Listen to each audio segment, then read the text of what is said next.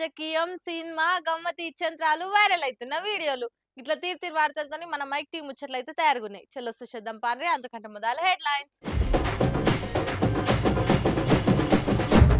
175 కోట్లతోని కారుదే ఎక్కువ ఖర్చట అసెంబ్లీ ఎన్నికలల్లా. కాంగ్రెస్ వాళ్ళు ఖర్చు పెట్టిరట 100 కోట్ల లోపల. కావాలని చేస్తురట మస్తు బద్నాం. బాధపడుతుంటా చెప్తుంది ఎమ్మెల్యే యశస్విని మేడం. వానలు వరదలు తిప్పలు పెడుతున్నాయి పబ్లిక్ ను. కళ్ళ ముందే కార్లు కొట్టుకపోయి అవుతుంది మస్తు పర్షాను. కేసీఆర్ సార్ పవర్లు ఉన్నప్పుడు ఊకంటుండే కదా మనది రిచ్ స్టేటు, గా గరీబు బీమారి రాష్ట్రాలతోటి మనకు పోలికేందివా, మనదంతా రిచ్ అంటుండే. మరీ రిచ్ అంటే ఏం ఖర్చు చేసినా రిచ్చే ఉంటది కదా.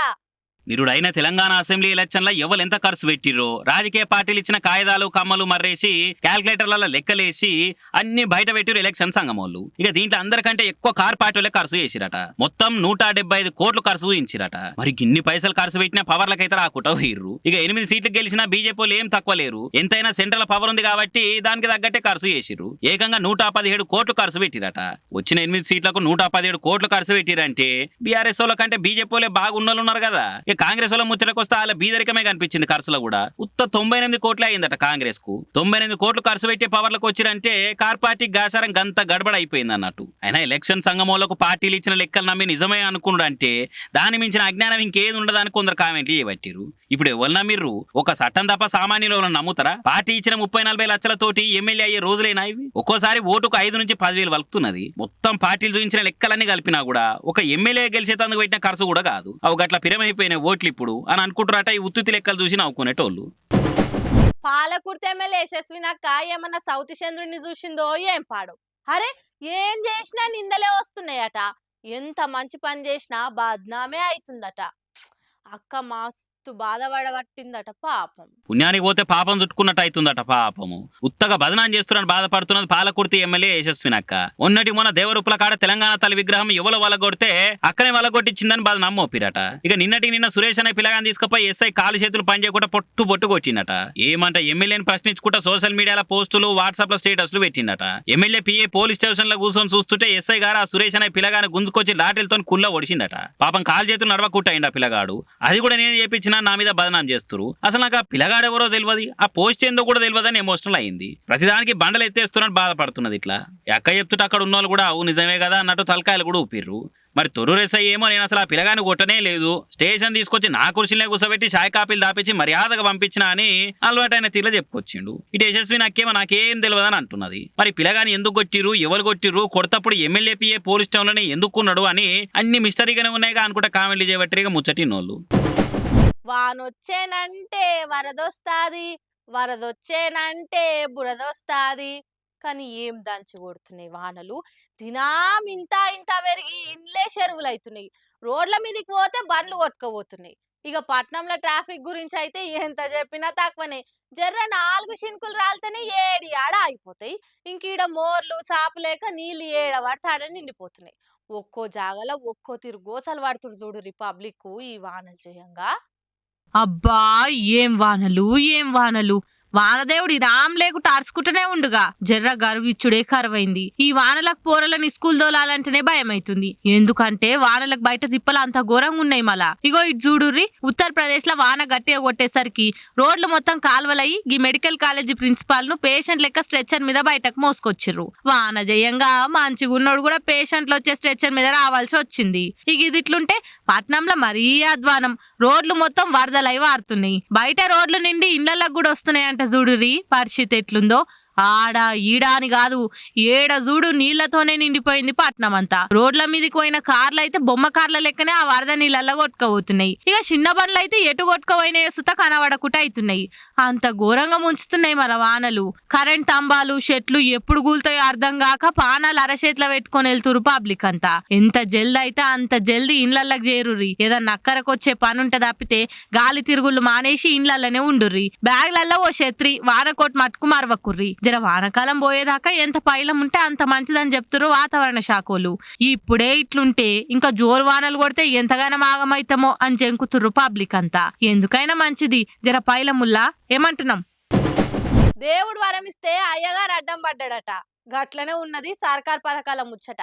సర్కారేమో బీదలకు ఆసరయ్యేతందుకు పథకాలు పెడితే నడుమిట్ల దళారిగాలు పార్టీ లీడర్లమని చెప్పుక తిరిగే పొంకనాల పోషెట్టిలు సర్కార్ల ఆశయాలకు తూట్లు పొడుస్తురు. ఇట్లా ముందే బీదోళ్ళంటే వాళ్ళని కూడా ఇడిచిపెడతలేరు దళారిగాళ్ళు. బీద బిడ్డల పెళ్లికి ఆసరైతందుకు కేసీఆర్ సర్కార్ కళ్యాణ లక్ష్మి పథకం పెట్టింది కదా, కానీ దళారిగాళ్ళు ఆ పథకం ఆశయాన్ని మార్చి పడేస్తున్నారు. రాజన్న సిరిసిల్ల జిల్లా తంగలపల్లి మండలం ఇందిరమ్మ కాలనీ కాడుండే ఈ చంద్రకళ అంటే ఆమె బిడ్డ లగ్గం చేసింది. కళ్యాణ లక్ష్మికి దరఖాస్తు చేసుకుంటే నాకు 10,000 ఇస్తేనే నీకు చెక్ ఇప్పిస్తా అని Congress party social media coordinator గడ్డం మధుకర్ అంటే ఆయన పైసలు గుంజిందట. ఇక అంత ఇచ్చుకోలేనా అని అంటే 7,000కు బేరంగు కుదిరించుకున్నాడట. ఇవాళ కళ్యాణ లక్ష్మి పథకం చెక్కుల పంపిణీ చేసిరట. అలా 178 మంది లబ్ధిదారుల పేర్లుంటే ఆ లిస్టులో చంద్రబాబు పేరే లేదట. మరి పైసలు తీసుకున్నా నాకు ఎందుకు రాలేదు అని ఆన్నే ఉన్న ఎమ్మెల్యే ఆది శ్రీనివాస్ అన్న పోయి ఫిర్యాదు అయింది. అంతే నాకు అసలు ముచ్చట. పెళ్ళి నీ కళ్యాణ పథకం పైసలకి అప్లై చేసిన మా గ్రామము గడ్డం చోటు అతన్ని అప్లై చేస్తా అంటే నేను నమ్మి 7,000 రూపాయలు కూడా ఇచ్చిన సార్.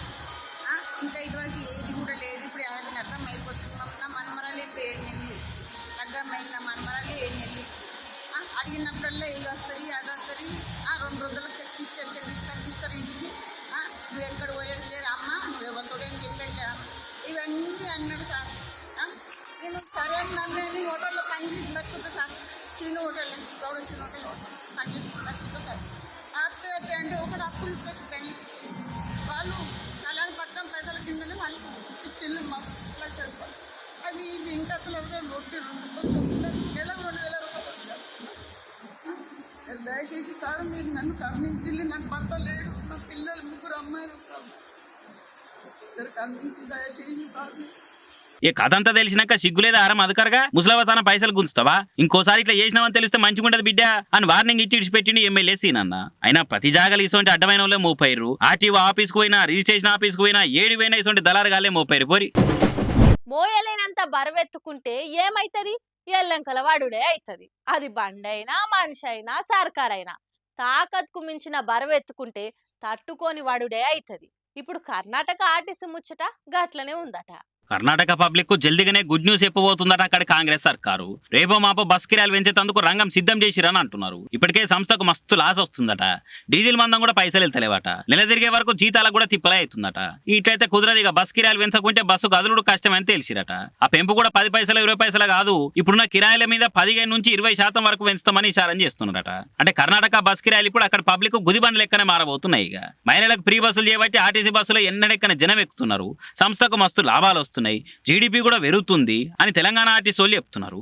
మరోసారి కర్ణాటక వాళ్ళు మన తెలంగాణలో లేక ఫ్రీ బస్సులు నడిపించుకుంటే ఆర్టీసీని ఎట్లా లాభాల హైవే ఎక్కియాలనో టిక్కులు నేర్చుకొని పోతే బాగుండారు అనుకుంటారట ఈ సంగతి తెలిసిన వాళ్ళుగా. ఈ వానలు ఏమంట షురువైనాయో గాని రోడ్ల మీద చిన్న చిన్న దందాలు చేసుకునేటోళ్లకు మస్తు తిప్పలైతుంది. అందులో ఇంకా కూరగాయలు పండ్లు అమ్ముకునేటోళ్ళ పరిస్థితి మరీ అధ్వానమైంది. కాగితం పరిస్థితి ఇట్లా కుప్పలు పోస్తురో లేదో కథం వాన చంపుతుంది. అసలే జర్ర నీళ్లు పడితే కుళ్ళిపోయేటి ఈ వాన నీళ్ళల్లో దడిచి గిరాకా ఇంత ఖరాబ్ అవుతుంది. కానీ గీ అమ్మ దొరికిన తానని అమ్ముకొని చూసిన వాళ్ళంతా నోరెళ్ళబెట్టేటట్టు చేసింది. మళ్ళీ ఏడు అమ్ముకుందో చూద్దాం పాండ్రి. ఆహా, వాటే విజన్, వాటే ఐడియా. ఇది కదా వ్యాపారం అంటే. ఏం చేస్తారు పటు, వానలకు పబ్లిక్ కూడా బయటకు పోనీకే వెనక ముందు అవుతుర్రు. ఇక కూరగాయలు అమ్ముకునేటోళ్ళ గోసలు చెప్పవశమే లేదు. జోరు వానలకు పంటలు సగం నాశనమై ఆ వచ్చిన కొద్దో గొప్ప పంట అమ్ముదామని కుప్పలు పోయంగానే వానదేవుడు ఫోన్ చేసినట్టే గట్టిగా అరుచుకొని పోతుండు. కానీ గీ అమ్మ తెలివి మస్తుందిలే. మహబూబ్ నగర్ నుంచి మార్కెట్ కు షేన్లు వెళ్ళిన బెండకాయలు పట్టుకొని అమ్ముదామని వెళ్ళింది గీ అమ్మ. గిట్లనే ఆడున్నోళ్ళంతా మాటల మాట కూరగాయల గురించి మాట్లాడుతుంటే పక్క పొంటి ఉన్నోళ్ళంతా బెండకాయలు చాలా తాజాగా ఉన్నాయి, ఎట్లిస్తున్నావు అనగానే ఎంతో కొంత ఇచ్చి తీసుకో బిడ్డ అన్నది. చెలో ఇక ఈ వానల మార్కెట్ల పొడత తిరిగి ఎచ్చిపచ్చి ముదిరిపోయినా ఏం కొనాలి, అమ్మ మంచిగా లేత ఇస్తుంది కదా అని ఆడున్నోళ్ళు కొంతమంది కొన్నారు. ఇది చూస్తున్న వెనక పొంటి మగ మహారాజులు వీడియోలు తీసి సోషల్ మీడియాలో పెట్టేసరికి గిర్రున గిరికలు కొడుతుంది. వారేవా, ఫ్రీ బస్సును ఆడోళ్ళు గిట్ల కూడా వాడుతుర్లే అని ఓగలంటే దాంట్లో తప్పేముంది, ఆమె దందా ఆమె చేసుకుంటుంది, ఇంకా మంచిగా ఫ్రెష్ ఇస్తుందిగా అని ఇంకొందరు సోపతి వాళ్ళకి ఆమె తెలివిని మెచ్చుకుంటుర్రు.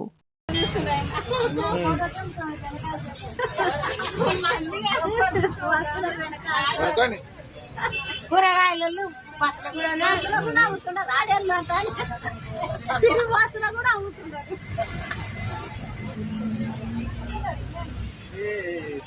ఇస్తాడు మీకు మళ్ళీ రేపు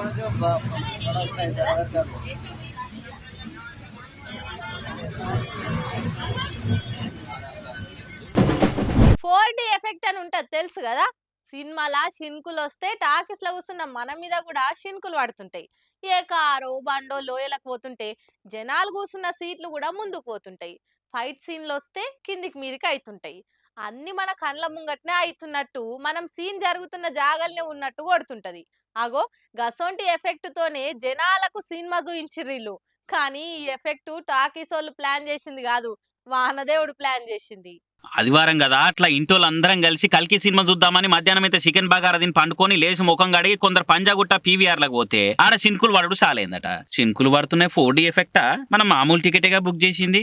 ఇంత కల్కి సినిమాకు 1000 కోట్లు వచ్చినందుకు సర్ప్రైజ్ స్పెషల్ ఎఫెక్ట్ బానే ప్లాన్ చేసినట్టుర్రు అని అనుకునే లోపట్నే ఇది ఎఫెక్ట్ కాదు, పైకెళ్ళి కురుస్తున్న వాన షిన్కులు అని తెలిసి పరిశాన్ అయ్యారు పబ్లిక్. అయ్యో, ఏదో వెనకటి పాత టాకీసు మీ దగ్గర రేకులు ఎండలకు పక్కున వాళ్ళకి వానాకాలంలో నీళ్లు కురిసినాయంటే ఏమో అనుకోవచ్చు గానీ మల్టీప్లెక్స్ లో 100 రూపాయలు ఎక్కువనే తీసుకుంటారాయే. మంచి మంచి మాలల్లా పెద్ద పెద్ద బిల్డింగ్లనే టాకీసులు కడతారాయే. అయినా పైసలు పెట్టి టికెట్ కొని పాన్ ఇండియా సినిమా చూసిన పాపానికి పచ్చిగా చేసి సినిమా నడిమిట్లా బంద్ చేసి అవతలకి వెళ్ళగొట్టిరు. ఇట్లా బయట వాన వస్తుందనే టాకీస్ లా కూర్చుంటే ఈడ కూడా తడిపిరుగారా మిమ్మల్ని అశ్వత్థామ కట్టెతో నడుచుకోను, మా యూనిట్లు అవే మా పైసలు మా ముఖాన కొట్టిరు అని సినిమాకి వచ్చిన వాళ్ళంతా వదిలిపెట్టిరటిగా. కానీ ఇప్పటికే 100 రేట్లున్న పాప్కార్న్లు కూల్ డ్రింక్లు కొనలేక పీవీఆర్ వంటి మల్టీప్లెక్స్ లకు పోతందుకు జనాలకు వణుకు పుడుతుందంటే మీదికెళ్ళి ఇసుంటివి కూడా అయితే ఇంకెట్లనో ఏమో పోరిగా. అమ్మో దేవుడా, వానలకు మస్తు పైలం ఉండాలి. ఈ వరదలకు ఏవేవో ఎక్కడెక్కడికెళ్ళో కొట్టుకొస్తున్నాయి. ఇక చేపలు అంటారా, కొత్త కొత్త రకం చేపలు వానలకే దర్శనమిస్తాయి. కొన్ని తినేటి పెయికి మంచిగా కొట్టుకొస్తే ఇంకొన్ని గిట్లా ఎన్నడు చూడని వింత చేపలు కొట్టుకొస్తున్నాయి. అవి మరీ చిత్రంగా నీళ్ళల్లో ఈదినట్టే బయట రోడ్డు మీద ఈదుతున్నాయి. ఇప్పుడు వానలకు వరదలు వారి ఎదురొచ్చే పులస చేపల గురించే అందరు మాట్లాడుకుంటారు. కానీ గివేవో ఇచ్చిత్రంగా ఉన్నట్టున్నాయి కదా. నాగర్ కర్నూలు జిల్లా కొల్లాపూర్లా 2 ఒద్దుల సంధి రామ్ లేకుండా పడుతున్న వానలకు చెరువులు కాల్వల నుండి చేపలన్నీ రోడ్ల మీదకి వస్తున్నాయి. దాంట్లో ఏముంది, వస్తే మంచిదేగా, వండుకొని ఇంత పులుసు పెట్టుకోవచ్చు, కొన్ని ఫ్రై చేసుకోవచ్చు అని చూస్తే గిడ ఎన్నడు చూడని వింత చేపలు రోడ్ల మీదకి వచ్చినాయట. ఇక అవి చూసి ఓరక్క ఇవేందిరో ఎన్నడు చూడలే, గిట్లున్నాయి ఏం చేపలో అని వీడియో తీసి సోషల్ మీడియాలో పెట్టిర్రు. ఇక అది చూసి అవునవును ఇవి జర వింతగానే ఉన్నాయి, ఆ రంగు కూడా గమ్మతుంది, పుసుక్కున వండుక తినేరు, ఏమన్నా కాగల అవిటి గురించి పురాగా తెలుసుకున్నాకనే తినుర్రి, లేకుంటే సాపుడు చేక షెర్లిడుర్రి అని ఆ ఊరోళ్లకు సలహాలు ఇస్తుర్రు. మళ్ళీ ఇవేం చేపలో మీకు తెలిస్తే జర కామెంట్లలో చెప్పరాదురి. ఇప్పుడు సోషల్ మీడియాలో ఏడ చూడు దేశం నంబర్ కుబేరుడు ముఖేష్ అంబానీ చిన్న కొడుకు అనంత్ అంబానీ పెండ్లి వీడియోలు ఫోటోలే గిరికలు కొడుతున్నాయి. అందరూ ఆ పెండ్లి గురించే గుసగుసలు పెడుతుర్రు. ఇక ఇప్పుడు ఈ పెండ్లి గురించి మాట్లాడుకుంటారు కావచ్చు. మళ్ళా వానదేవుడు ఇళ్లను ఇంతగానం దీవించినప్పుడు మాట్లాడుకోక తప్పదు కదా. మళ్ళీ ఏ తీర్లా దీవించిండో చూస్తారా? ఇంకెందుకు లేటు దేకో. పెండ్లంటే జిందగీలో ఒక్క పారే చేసుకునేదాయే. అప్పో సొప్పో చేసి ధూమ్ ధామ్ గా చేసుకుందామని తీరు తీరు డెకరేషన్లు, వంటకాలు, డీజేలు, ఆటలు పాటలు సెట్టింగ్ చేపిస్తారు. ఇంక ఇయాల రేపు ప్రెస్టేజ్ కోసమైనా ఆ ఫంక్షన్ హాల్లనే చెయ్యాలి, పలానా వంటకాలే పెట్టాలి అని చూస్తారు. ఇక గిట్లనే గీళ్ళు కూడా ఈ ఫంక్షన్ హాల్ల నచ్చిన డెకరేషన్ పెట్టించి చుట్టాలు దోస్తులు పిలుచుకొని ఓ 4 రోజులు మన లగ్గం గురించి అందరు మాట్లాడుకోవాలని చాలా వంటకాలు చేపిచ్చిర్రు. కానీ ఏం లాభం, ఆ మసాలా వాసనలు ముక్కు దాకా రాకుట వానదేవుడు ఆపేసిండు. పెళ్లి పిల్లనో పిల్లగాడో చిన్నప్పుడు నానబెట్టిన బియ్యం బగ్గ బుక్కినట్టుర్రు. లగ్గం నాడే వాన పొట్టు పొట్టు చంపింది. ఈ దెబ్బకు ఫంక్షన్ హాల్ షెరువయ్యింది. ఎట్లనో గట్ల పంతులు లగ్గం ఒడసగొట్టిండు గాని తిండి తిననీకి నానా గోసలు పడ్డరు పాపం వచ్చినోళ్ళంతా. పంది రోతానుంటే తిండి జరంతా అసంతకు పెట్టిర్రు. అటు బగ్గ నీళ్లు నిండి పోరలకు ఆడోళ్ళకు పోనీకొస్తలే అని ఇట్లా మోసి దొలకపోయి తినిపించిర్రు. మరేం చేయమంటారు పాపం. పెళ్లి కానీ వేలకు వేలు పెట్టి కొత్త బట్టలు కొంటిర్రి, ఫోటోలు దిగాలనాయే, వీడియోలల్లా వాడాలనాయే. ఆకలి బాధకు ఆ నీళ్ళల్లో నడుచుకుంటా పోతే కొత్త డ్రెస్సులు పట్టు చీరలు ఉత్తగానే ఖరాబ్ అవుతాయి. అందుకే ఇట్లా మొగోళ్ళు మోసుకపోతుంటే పోయి తిన్నారు. ఇక కానీ ఇంత గిలని మోసి మోసి మొగోళ్ళు బుక్క ఎక్కువనే తిన్నారు కావచ్చు. బంతిలా కమ్మగా మసాలా వాసనలు వీల్చుకొని ఊరించుకుంటా తినే పెండ్లి తిండిని వాన జయంగా మోరి వాసన వీల్చుకుంటా తినవలసి వచ్చింది.